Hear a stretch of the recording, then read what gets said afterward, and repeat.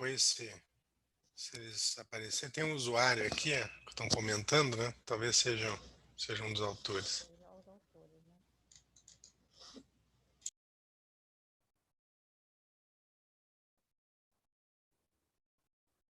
Ok, então vamos iniciar a sessão de hoje aqui na sala. Nós temos 2 trabalhos, contabilidade governamental e terceiro setor.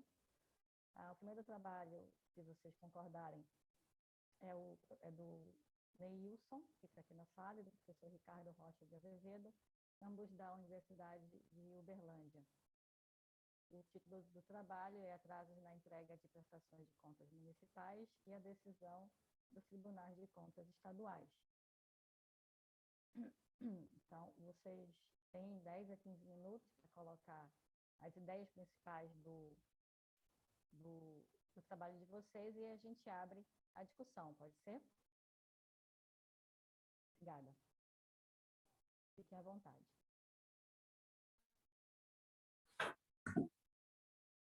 Bom dia, meu nome é Neilson, eu sou o primeiro autor do trabalho, atrasos na entrega das prestações de contas para os tribunais de contas estaduais, juntamente com o professor Ricardo, que foi meu orientador, e vamos apresentar o trabalho no momento. Vou compartilhar a tela.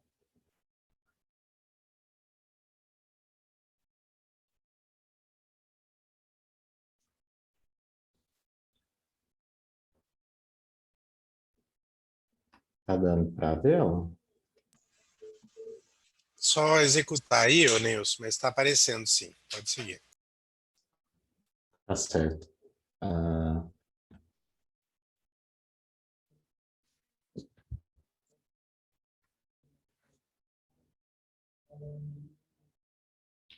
Certo.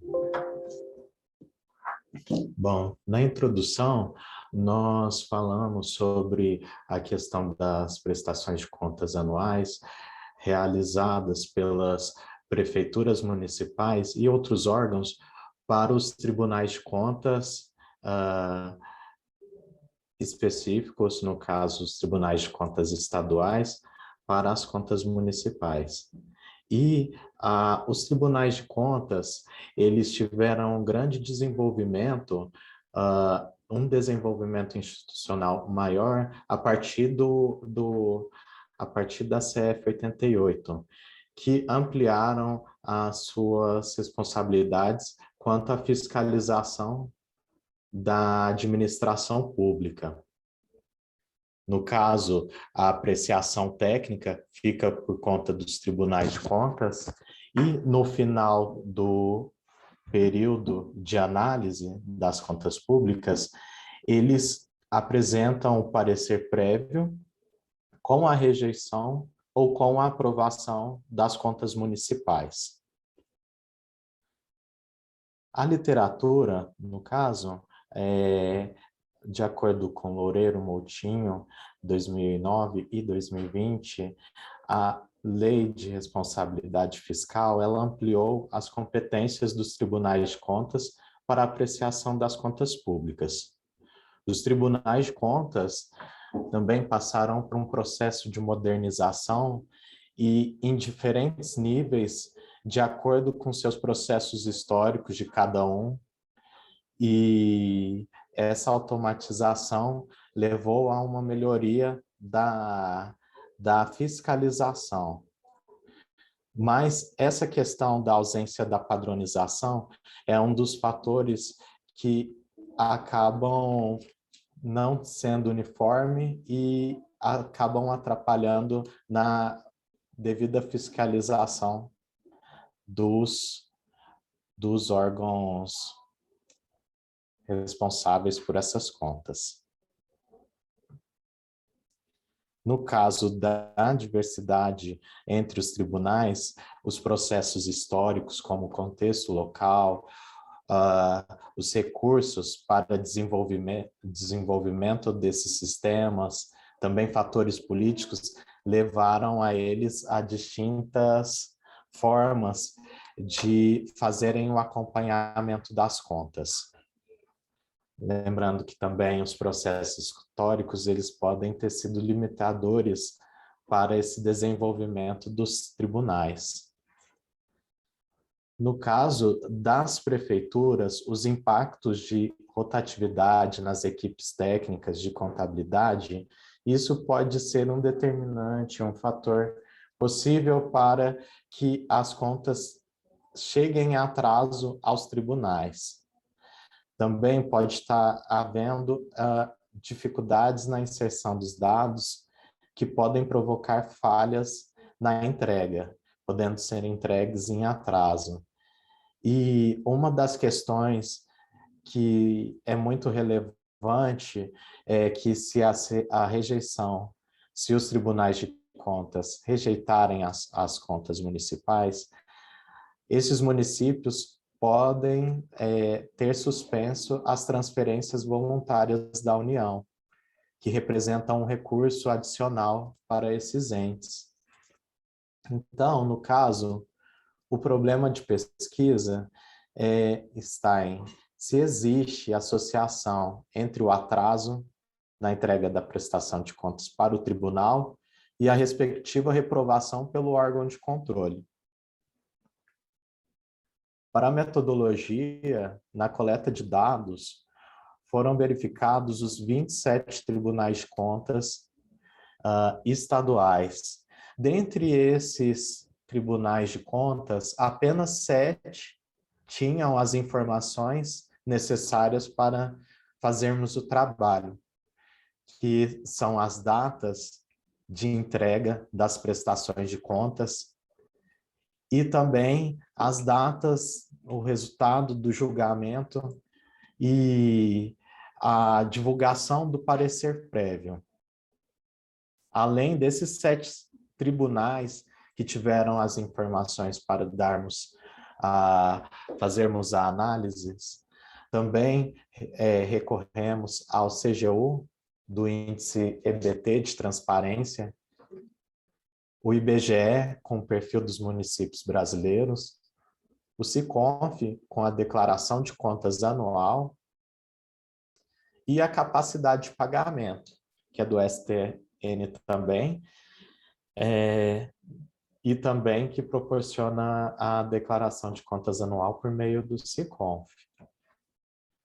Na metodologia, foram realizados a análise de 204 municípios brasileiros, de 7 estados, e essa é a média da população, da receita per capita. A média também se possui assessoria contábil, 78%, quase 79% tem assessoria contábil. Controle interno tem um pouco menos da metade, 45%. Gastos com controle externo, espaço fiscal e o índice de transparência. Para os resultados, de acordo com o levantamento, nesses atrasos de reprovações de contas por unidade da federação, a reprovação das contas públicas foram, em média, de 45%. No caso das entregas em atraso das prestações de contas anuais para os tribunais de contas estaduais, houve uma variedade entre os estados, por exemplo, do Rio de Janeiro, que não teve nenhum atraso na entrega das prestações de contas, mas isso também pode se dever à data limite para a entrega, no caso do Rio de Janeiro, é final de junho, enquanto os outros estados verificados tiveram média entre março e abril para fazer essa entrega. Apesar, por exemplo, do Rio de Janeiro não ter nenhum atraso na entrega, eles tiveram um grande atraso na entrega das declarações de contas anuais para o SICONF, e mais de 80% das prefeituras tiveram suas contas rejeitadas no ano de 2016, um dado do Rio de Janeiro. Outros também, no caso do Mato Grosso, não teve nenhuma conta rejeitada. Lembrando que esses municípios são municípios maiores de 100 mil habitantes. Eles não tiveram, no caso do Mato Grosso, eles não tiveram nenhuma conta rejeitada entre esses municípios maiores de 100 mil habitantes. Porém, uma grande parcela desses municípios, eles tiveram as contas rejeitadas, as contas entregues em atraso, tanto nas prestações de contas para o Tribunal de Contas, quanto na entrega ao SICOMP, da Secretaria do Tesouro Nacional, também teve um grande atraso. Na comparação de média da reprovação e do atraso com o controle interno, a contabilidade efetiva e a assessoria contábil, não foi verificado um aspecto significativo para informar se isso houve alguma questão que desse alguma significância. Não teve significância. Com relação do atraso médio em dias para entrega entre as PCAs e as DCAs, a média de entrega para os tribunais de contas foram com 16 dias em atraso.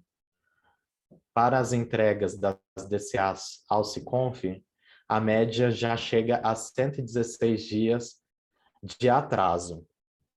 Também pode-se observar, por exemplo, no caso do Rio de Janeiro, que houve a entrega com uma média de 2 meses de antecedência do prazo final.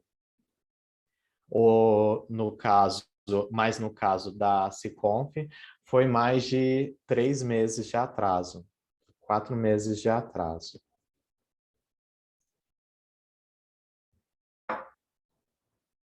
O tempo médio para a decisão dos tribunais de contas com relação às contas municipais, entre os aprovados, as contas aprovadas e as contas rejeitadas, também não teve nenhum resultado significante entre esse tempo médio. No caso da aprovação das rejeições das contas, no caso, o Estado de Pernambuco, ele teve uma demora aí para a decisão de mais de 2 anos. A média foi quase 2 anos para ter essa decisão.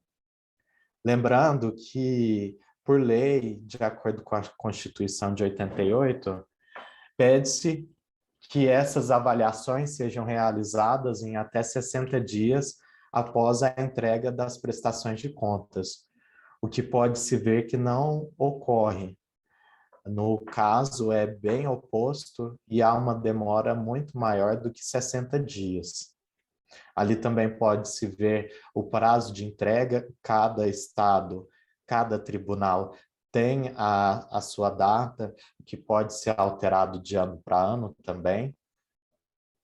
E essas foram as médias das contas aprovadas e das contas rejeitadas, mas que não houve significância entre elas. Com relação às considerações finais, não houve associação encontrada entre o atraso na entrega das prestações de contas com a decisão do Tribunal de Contas respectivo, não houve associação encontrada.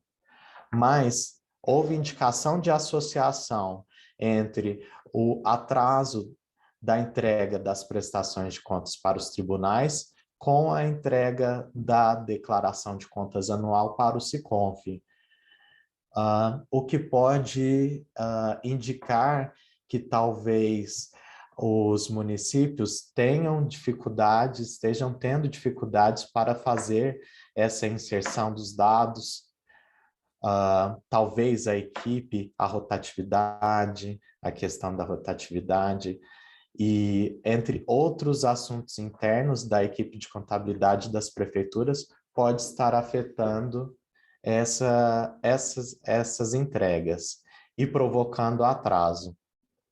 Também foi visualizado uma indicação de associação nos municípios que têm assessoria contábil com menor tempo para entrega das prestações de contas no ano de 2016. E as equipes de contabilidade estáveis, diferente do que já foi encontrado na literatura, no nosso trabalho, ele teve uma associação positiva no atraso dessas entregas.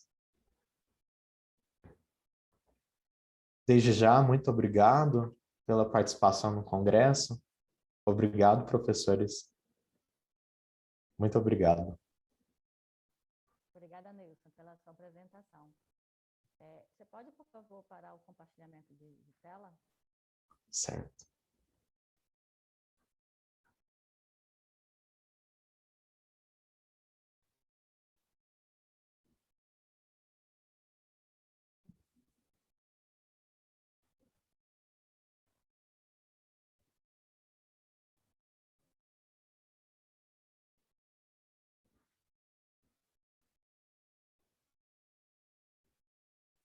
Bom, enquanto o Neilson interrompe o compartilhamento de tela, Sim.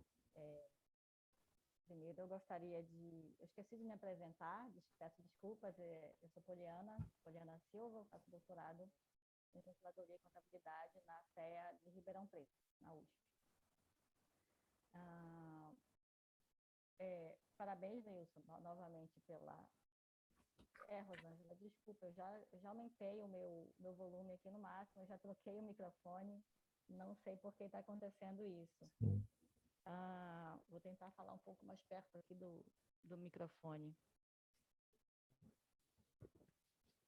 Não sei por que, gente, peço desculpas.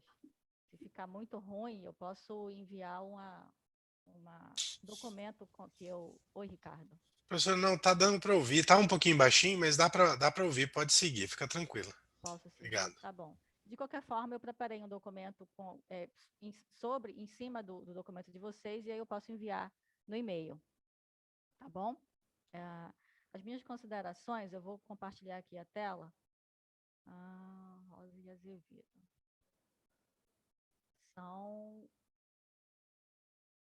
Só para iniciar as discussões.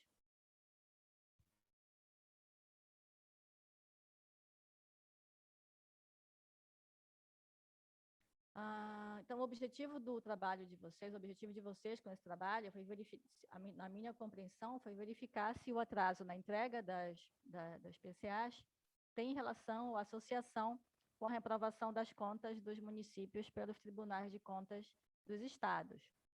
E aí, no resumo de vocês, né, que é o primeiro onde a gente bate primeiro o olho quando vê depois do título, né, quando vê um trabalho, eu senti falta da metodologia de vocês. Então, procurem colocar um pouco mais, de uma forma mais explícita, mais direta, como vocês trabalharam a metodologia para para alcançar o objetivo de vocês, mas está bem escrito o trabalho.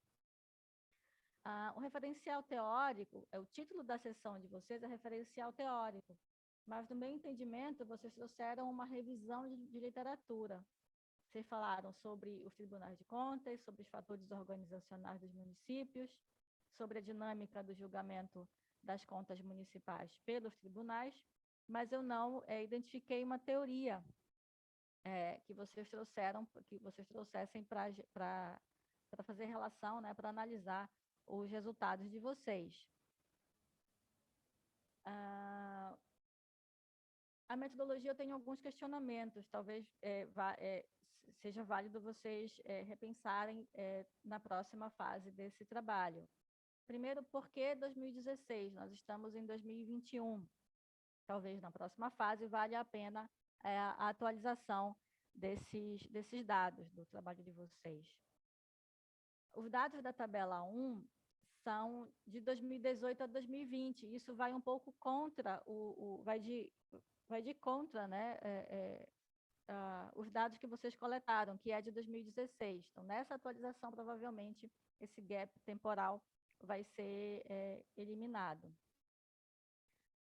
Eu não identifiquei no trabalho de vocês o período da coleta. Quando vocês coletaram esses dados? Eu suponho que deve ter sido 2017, 2018, já que os dados são 2016, né? Acho importante identificar isso na metodologia de vocês. Quando vocês coletaram os dados, o período da coleta dos dados de vocês. E aí, uma coisa que me chamou bastante atenção é que vocês fizeram essa análise só sobre 7 portais e aí identificaram, né, justificaram por que os 7 portais apenas. Porque, no meu entendimento, né, se eu estiver errada, daqui a pouco vocês me corrijam, por favor, mas no meu entendimento foi que não tinha, as informações não estavam disponíveis naquele momento, no momento da coleta, para vocês.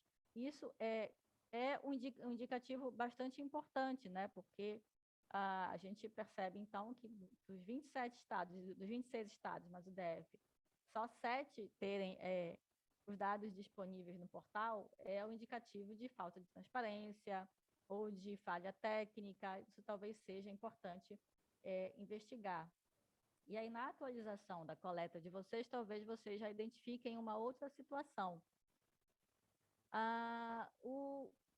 Tem algum momento agora, desculpa, eu não estou recordada, eu fiz esse slide tem uns 2 dias, mas a minha memória não está funcionando bem, não.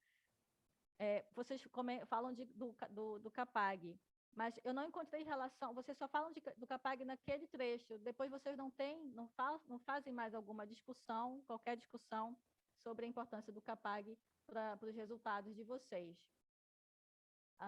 E a tabela 1, né, que eu já comentei aqui, que os dados são diferentes do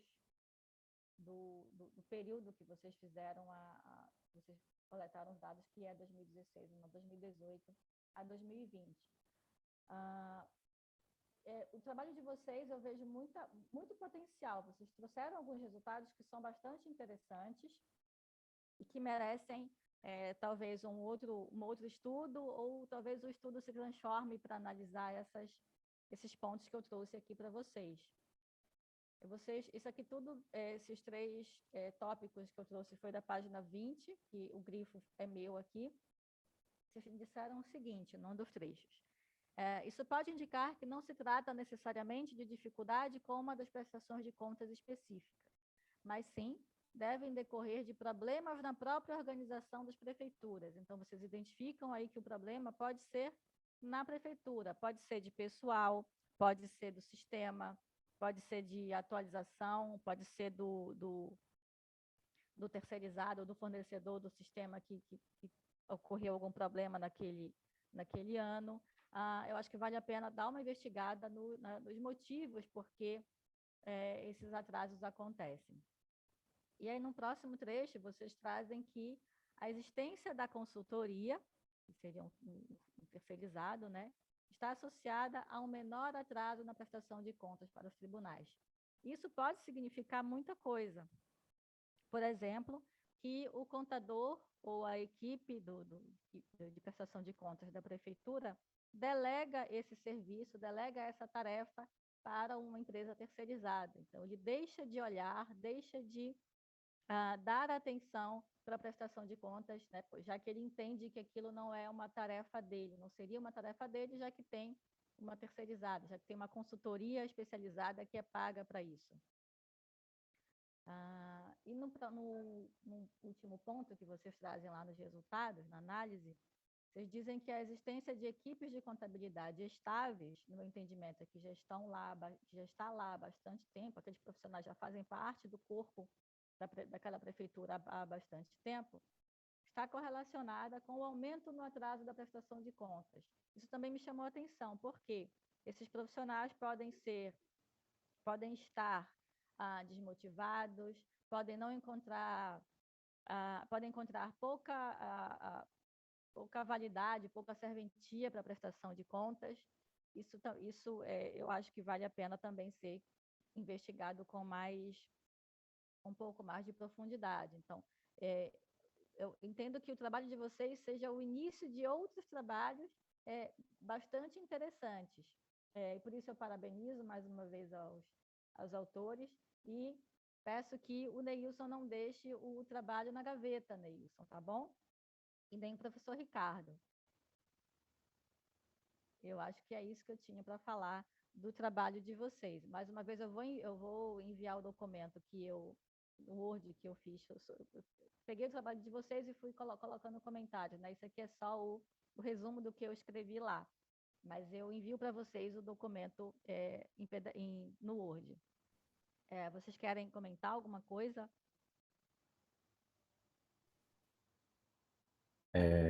Professora Poliana, muito obrigado pelos comentários e, com certeza, não vamos deixar o trabalho na gaveta.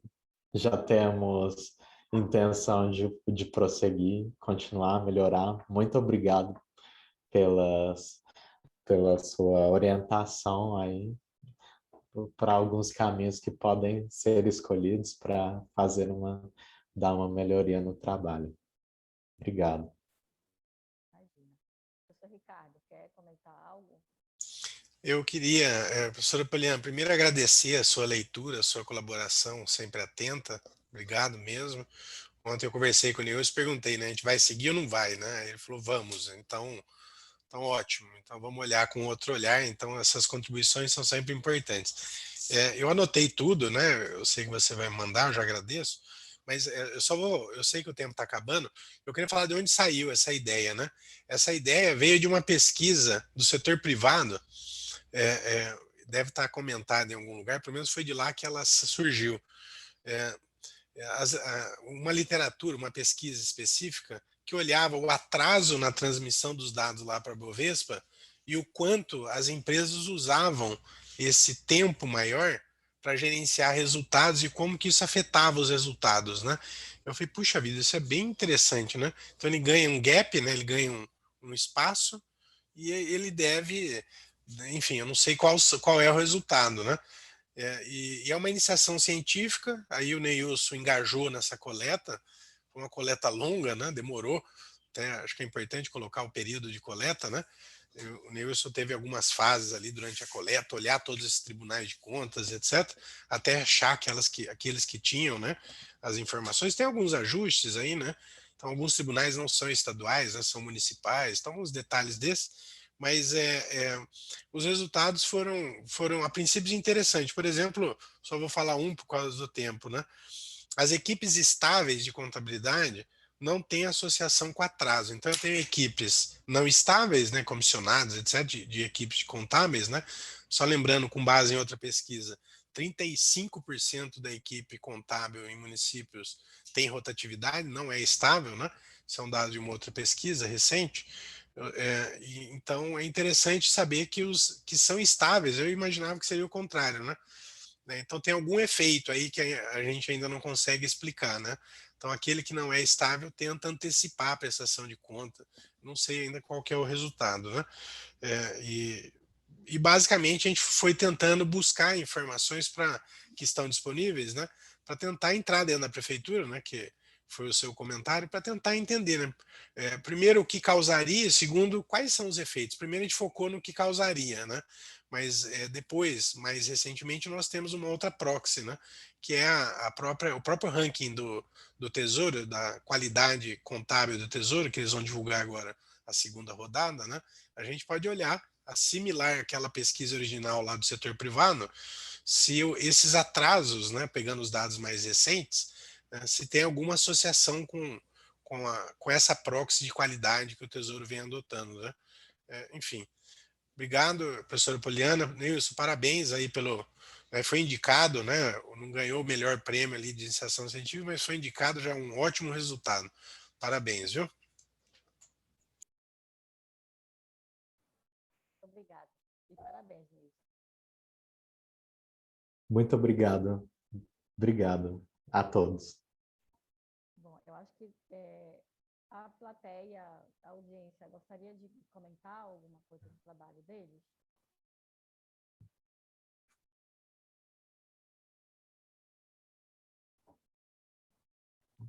Bom, então acho que nós podemos continuar.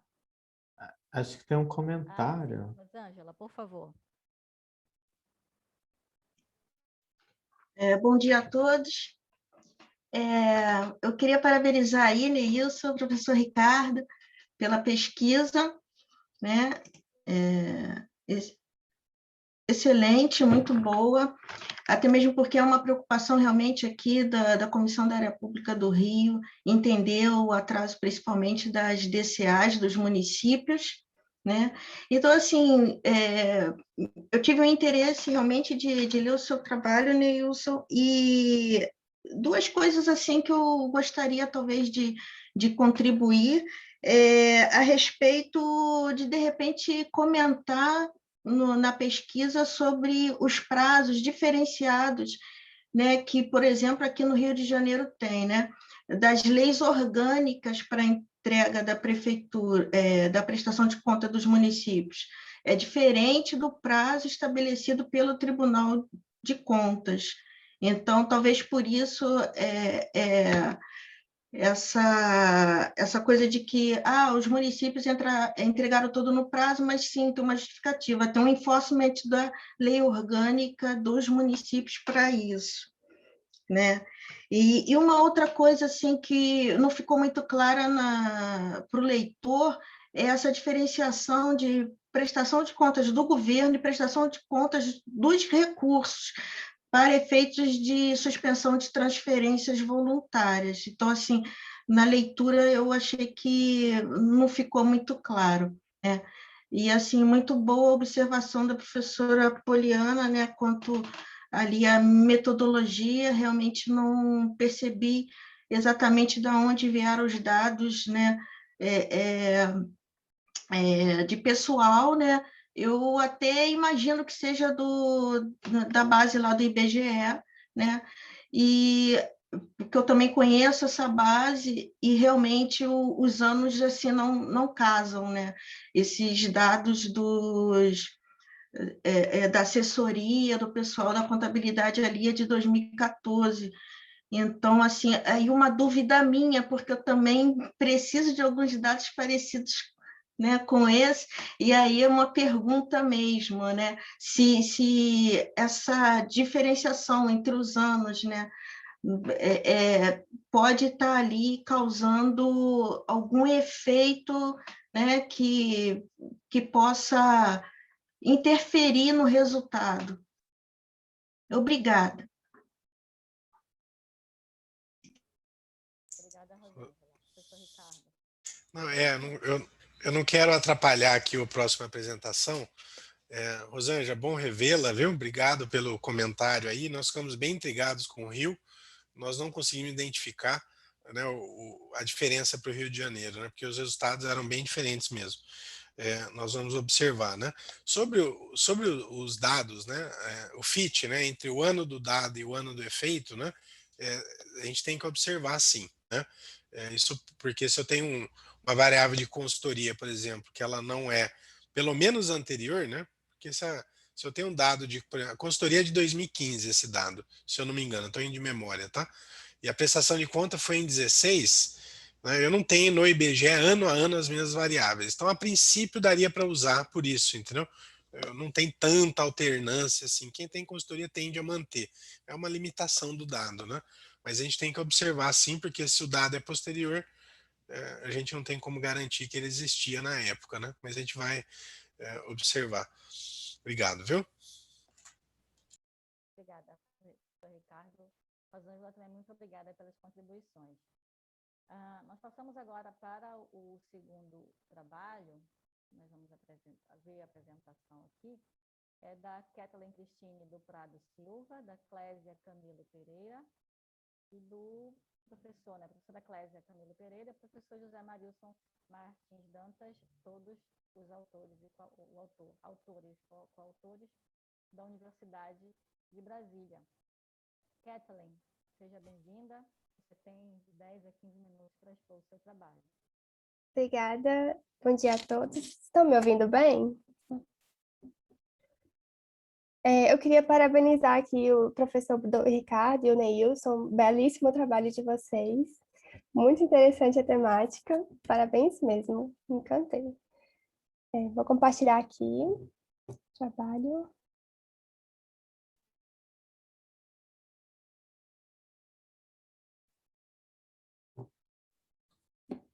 Pronto. Então, meu nome é Kathleen Cristine, sou da Universidade de Brasília. Eu vou apresentar o trabalho Programa de Integridade das Empresas Estatais, uma avaliação sobre a perspectiva da transparência. É um trabalho derivado do TCC, teve como orientadora a professora doutora Clésia Camilo e também participação do professor José Marilson Dantas. Bom, o combate à corrupção é um tema que não interessa somente a nós, mas ao mundo inteiro, tanto que organismos internacionais como a ONU e o CDE, eles buscam promover acordos e convenções a fim de estimular os países a tomarem medidas com essa finalidade. E o Brasil, como signatário desses acordos, e também devido a casos que ocorreram recentemente, tomaram algumas iniciativas, como foi o caso da promulgação da Lei 12.846, que é a Lei Anticorrupção, e o seu decreto. E dentre os pontos que eles trouxeram foram os programas de integridade, ou programas de compliance. Eles são um conjunto de mecanismos que as empresas vão adotar, então, para estar em conformidade tanto com as diretrizes normativos internos quanto externos, e eles também potencializam os mecanismos já existentes, como os controles internos, e tudo isso vai colaborar para prevenção, para detecção e para remediação de possíveis autos de fraude, de corrupção. Então, dado vista isso, quando em 2016 veio a lei das estatais, teve essa preocupação de estimular essas empresas também a adotarem as boas práticas de governança do mercado e aplicarem essas medidas de integridade e reforçaram também a transparência, que é a ferramenta que nós, como sociedade, temos para fazer o controle social, é a forma que as empresas se mostram para o mercado, né? Se expõem, se apresentam para os seus investidores, potenciais investidores, fornecedores, clientes. Então, juntando esses dois pontos importantes, o objetivo do trabalho, então, foi avaliar a transparência das informações relacionadas aos programas de integridade. E aí, o problema que rege o nosso trabalho é qual o nível de transparência dos programas de integridade das empresas estatais. Para responder esse questionamento, nós utilizamos o ITCP, que é o Índice de Transparência dos Programas de Compliance.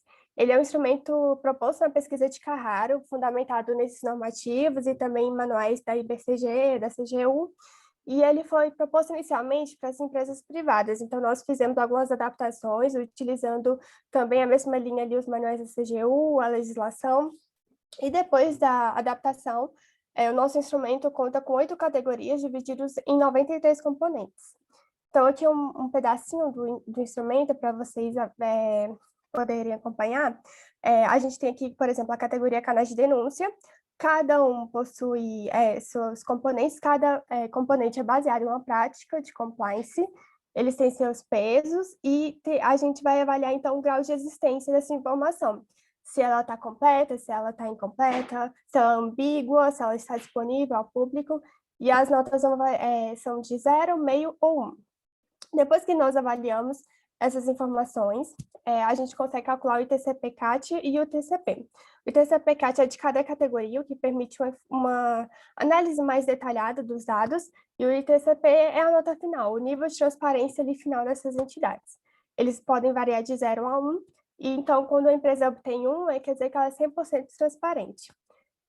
Como amostra para a aplicação do instrumento, nós selecionamos as 15 maiores empresas do setor de serviços, segundo a revista Exame, de 2019, e os dados que utilizamos foram os divulgados por elas nos seus sites, formulários de referência, relatórios de agentização, de integridade, e pontuando, então, nossa pesquisa, a partir disso, é descritiva, qualitativa, quantitativa e documental. Aqui os resultados, então, a gente vai aqui a análise do ITPC-CAT primeiro. a primeira categoria são os canais de denúncia. Como nós podemos ver, um nível de transparência elevado, acima de 90%. 6 empresas conseguiram pontuação máxima nessa categoria. Também observamos que todas elas possuem seus canais de denúncia, assim como todas também possuem código de ética. E também a gente vê um nível de transparência elevado, um pouquinho abaixo de 90, mas ali ainda em cima, dando destaque para a Copel, que mais uma vez teve a pontuação máxima. A próxima categoria é de divulgação e incentivos. Aqui observa-se mais uma maior variância, porque essa categoria contou apenas com 3 componentes. E um dos componentes era a política de consequências, ou política disciplinar. E muitas dessas empresas elas não divulgavam, não tornavam pública essa informação, então isso acabou afetando. E a gente destaca aqui o Grupo Eletrobras, que foi que teve pontuação máxima, e o Correios também. A próxima é gestão e comprometimento, a gente vê ali abaixa também a média, acima um pouquinho de 0,5, abaixo de 0,6, dando destaque para a Celesc. A gente avaliou aqui se existe uma área de compliance independente, se as denúncias chegam ali também no Conselho de Administração, se existe um comitê de ética. A próxima é monitoramento e gestão de risco. Essas aqui a gente avaliou 22 itens entre auditoria interna e externa. Avaliamos se há uma preocupação também dessas empresas em relação aos seus fornecedores. Então, se os seus parceiros, eles também estão preocupados em ter um programa de integridade, ter essas medidas. Ficou em 70% ali, próximo a 70% a média. E dando destaque para a Copasa, que foi a que teve a maior pontuação. Aqui, políticas e normativas, enquanto lá no Código de Ética nós temos as diretrizes, essas políticas vão mais a fundo, né? Então, a gente vai avaliar aqui políticas anticorrupção, de gestão de risco, conflito de interesses, brindes e presentes também. O que chama a atenção aqui é que a Petrobras, que é essa primeira aqui, e a Transpetro, né? A Transpetro é uma controlada da Petrobras, e mesmo assim ela conseguiu níveis maiores de transparência que a Petrobras, e a Norte Energia foi a que menos pontuou. Assim como a Norte Energia não pontuou em educação continuada, uma categoria importante, porque se temos as políticas, a gente precisa fazer com que nossos colaboradores saibam que elas existem, como aplicá-las, né? Então, aqui a gente avaliou os treinamentos dos seus colaboradores, dos conselheiros, se há também treinamentos específicos para áreas com maior risco, como aqueles que trabalham na área de licitações, e a Petrobras aqui agora foi a que mais pontuou, e com nível de 60% de transparência. Aqui, essa categoria, a gente adicionou ao instrumento, porque ela vai em consonância com o nosso objetivo. Ela é baseada no artigo 8º da Lei das Estatais, e ela elenca alguns requisitos mínimos de transparência, né, obrigatórios que essas empresas deveriam ter. Mas ainda elas estão ali, a Norte Energia, por exemplo, não pontuou, o Correios ficou em penúltima posição, mas ainda está em 80% de transparência, 5 empresas conseguiram ali obter nota máxima, e também ressaltamos que algumas informações não foram tempestivas. Algumas empresas, elas não divulgavam, a gente estava em 2020, mas não tinha divulgado 2018 ou 2019, por exemplo. 3 categorias nós não alteramos, então foi possível uma comparação com o estudo original de Carraro, que ele avaliou empresas privadas. E a gente, comparando aqui, pode perceber pela coluna azul, que representa as estatais, elas apresentam um nível maior de transparência. E voltando aqui só para dar uma média assim geral do ITCPCAT, a gente pode ver que as maiores médias foram de canais de denúncia, código de ética e requisitos mínimos de transparência, em contrapartida com divulgação, incentivos e gestão e comprometimento, né, que teve as maiores médias. E assim, esses requisitos, mecanismos já eram muito existentes nas empresas, porque canais de denúncia, código de ética, né, por exemplo, só que depois da lei, eles ganharam uma nova roupagem, tanto que, tirando o Correios e a Norte Energia, que não divulgaram essa informação à época, todas elas revisaram seus códigos de éticas para contemplar os itens ali requeridos pela lei, né? Como tratar de corrupção passiva, tratar mais explicitamente dos princípios. Então, a lei contribuiu para esses resultados serem altos. Em contraposição com divulgação e incentivos, que eles não têm expressamente exigindo essa política de consequência, então não foi tão divulgada assim. aqui o ranking geral ficou em 0,68, o ITCP médio, um resultado bom. Podemos ver que 14 das 15 empresas, elas apresentaram mais que 50% de transparência. A Norte Energia foi a única que ficou ali abaixo. O que pode se notar também foi que as 5 primeiras colocações são empresas federais, então Furnas, Eletronorte, Chesf, Correios e Petrobras. E isso pode ser explicado porque a CGU ela tem um trabalho muito importante, porque além de divulgar os manuais, ela também faz uma análise dos programas de integridade, tanto internamente quanto externamente dessas empresas, e eles elaboram relatórios, o que mostra os pontos fracos e pontos fortes dessas empresas. Então, assim, o instrumento foi baseado, né, nas leis e nos manuais, o que colaborou, mas as empresas terem esse relatório ajudam elas a ter um caminho certo para seguir quais os pontos ali específicos que elas podem já ir melhorando e desenvolvendo os programas de integridade delas. Só colocando que a Furnas foi a que foi mais transparente, com 93%. Outro fato que encontramos foi que as subsidiárias se apresentaram de forma diferente. Enquanto as federais, elas tinham maior independência, tinham seus próprios sites, e aí elas divulgavam seus próprios relatórios. Nas controladas pelos estados, elas compartilhavam esses mecanismos com as controladoras, então ficava tudo em conjunto, era sempre falando de um grupo e não especificamente de cada entidade. Disputava ali saber o que era aplicado em cada unidade. E essa independência pode colaborar ali para maior transparência, né? Você vai ter informações mais claras, mas você tem noção do que está acontecendo em cada uma, e também pode ajudar no desenvolvimento dos próprios programas de compliance em cada entidade. Bom, como conclusão, a gente viu que tem níveis razoáveis de transparência, 68%, né? Mas há um espaço para melhora.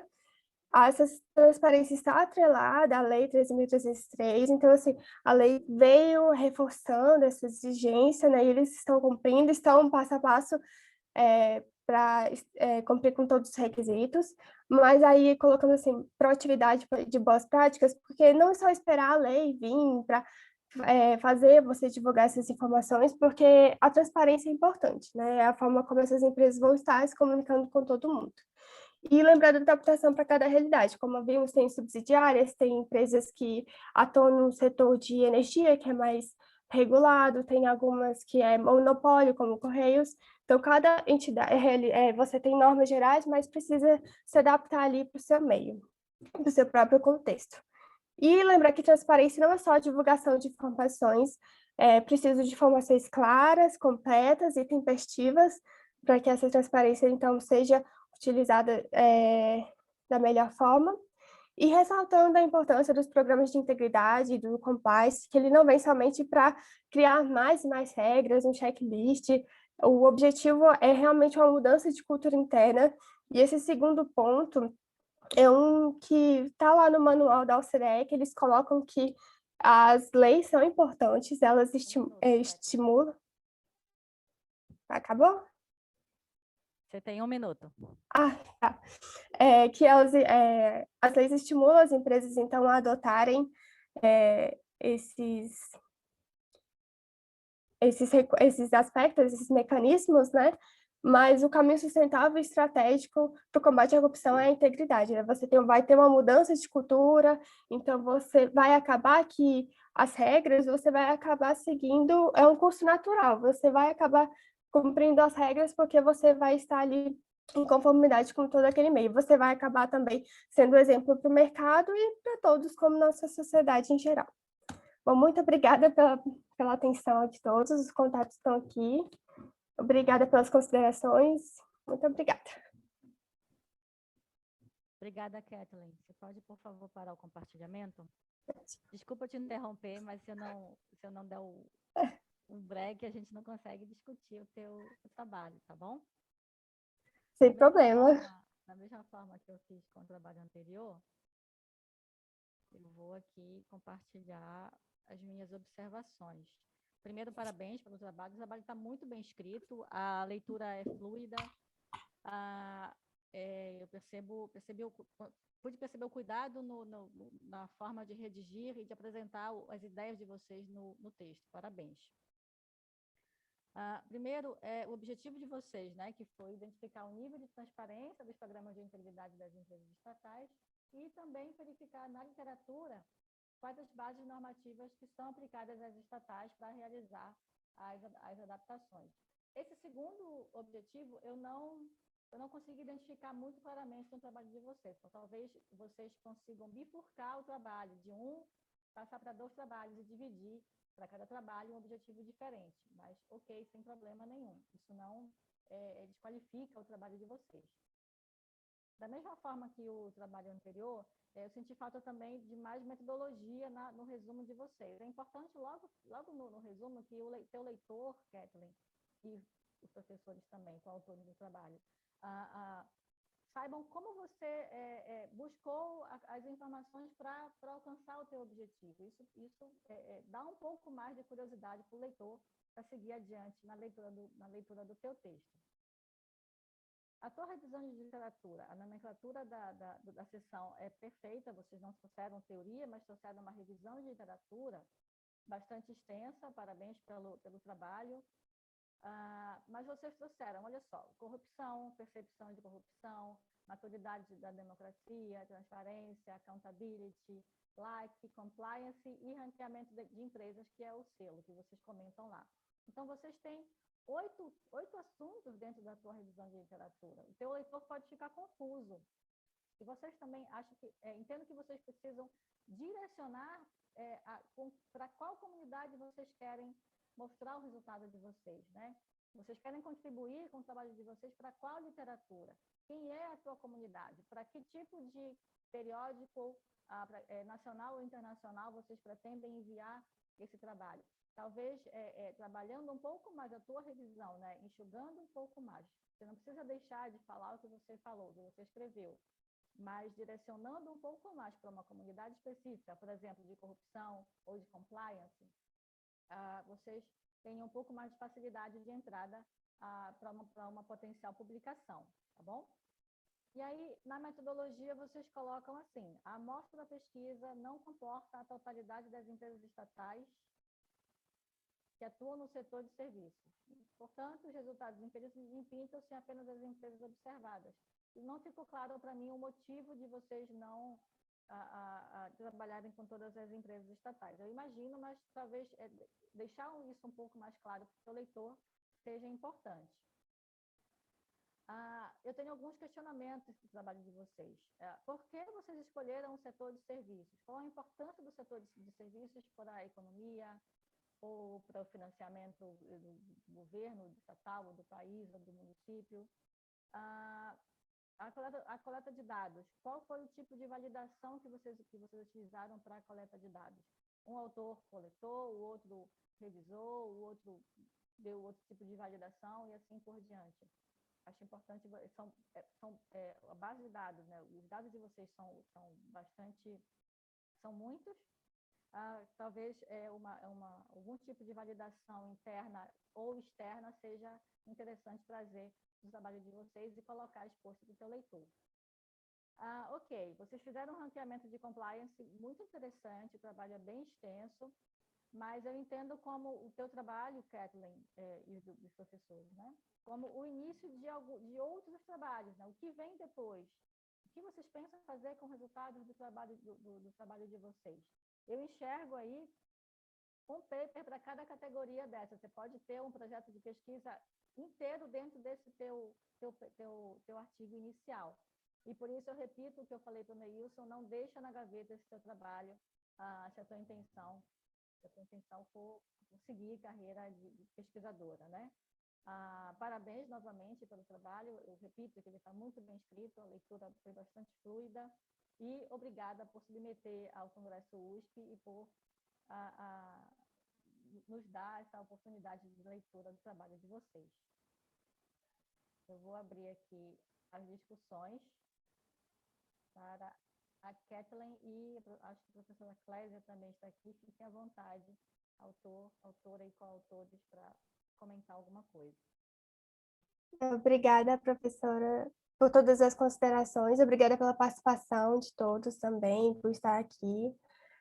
Só alguns pontos eu já anotei. Obrigada também por mandar lá para a gente depois avaliar e sempre em busca de melhorar, né? Como foi o trabalho passado, concordo plenamente. E sempre a gente está em busca sempre do melhor, né? Do setor de serviços nós escolhemos porque ele representa a maior parte do PIB brasileiro, 70%. Então, assim, é expressivo. E quando a gente está falando de empresas estatais, né? Que elas vão também estar participando ali das políticas públicas, é importante para o desenvolvimento do país, e aí escolhemos essa. A quantidade foi que no trabalho do Carraro também foi mais ou menos essa quantidade que eles utilizaram para avaliação, e aí nós também, pelo tempo, né, que tivemos para realizar o TCC, foi curto, aí decidimos pelas 15 empresas, mas sempre melhorar, talvez escolhemos mais, outros setores também. A avaliação de 0,61, a gente busca a validação de outros, com certeza. A gente pegou do Carraro, que tinha buscado uma validação desses resultados por meio da Transparência Internacional, que já realiza esse estudo, mas é sempre importante, né, validar não só a opinião, mas com outros professores também. E sim, esse tema me encantou demais. Quando eu estava começando a estudar, eu não tinha noção de quanto era interessante, e eu fui pesquisando, descobrindo que é uma área que tem muito caminho para seguir, muitas áreas para estudar ali dentro, e com certeza a gente pretende sim seguir com esse trabalho mais para frente. Muito obrigada mesmo. Obrigada, Kathleen. O professor Ricardo deixou aqui algumas considerações, acredito pelo tempo, acho que a gente não vai poder ouvi-lo, mas ele colocou aqui no chat. Professora Clésia, fique à vontade. Poliana, só agradecer, né, pelas contribuições. É sempre muito importante termos, né, a visão do leitor e quem de fato está aqui contribuindo, né, conosco nessa jornada. Realmente, assim, nós temos a intenção de continuar, e como você disse, ou seja, cada um desses pontos é uma pesquisa, né, a seguir. Então, assim, mas o que nos deixa muito intrigados, como até a Kathleen disse ao final, porque nós também realizamos um outro trabalho, mais no setor privado, que foi apresentado ontem, né? Que é claro que eu acho que em função aí dos normativos e de fiscalização no setor público, nós temos, os resultados são muito melhores, mas mesmo assim, eu acho que o que me intriga muito é no sentido de compreendermos, né, que essas empresas estão inseridas no mercado e deveria, né, dar como contrapartida o mínimo de informação e transparência, né? E o que nós percebemos é que precisa ter uma lei, e que mesmo existindo a lei, isso não é 100% cumprido. Então, assim, o porquê que não, quais são as dificuldades, né? Eu lembro que no congresso da Ampconte nós tivemos lá um colega dizendo que não dá, né? Que você está produzindo relatório de 3.000 páginas, mas qual é a utilidade? Então, assim, eu acho que tem que ter todo o direcionamento, uma convergência, mas isso aí para pesquisas futuras, entre a informação que é relevante, a transparência, né, necessária, o custo, porque existe um custo relacionado a isso, mas isso estar presente, né, como a Kathleen até disse aí no final, de uma forma proativa, e que a gente não precise necessariamente esperar que uma lei, né, venha, e mesmo assim nós temos dificuldade em segui-la. Então é isso. Muito obrigada pelas considerações. Obrigada também, professora. Eu abro agora, nós temos 1 minuto para a plateia, se alguém quiser se manifestar. Eu mandei por escrito, professora Poliana, e já por causa do tempo, né? Eu gostei muito, professora Clésia, parabéns, eu acho que tem um grande potencial, acho que a Kathleen trabalhou muito bem mesmo, apresentou bem, né? Argumentou, então tem um grande potencial aqui. Eu mandei algumas sugestões, né? Eu acho que é só nesse sentido mesmo, né? Mas é um ótimo projeto de TCC, sem dúvida nenhuma. Com certeza, professora, obrigada. Enquanto observa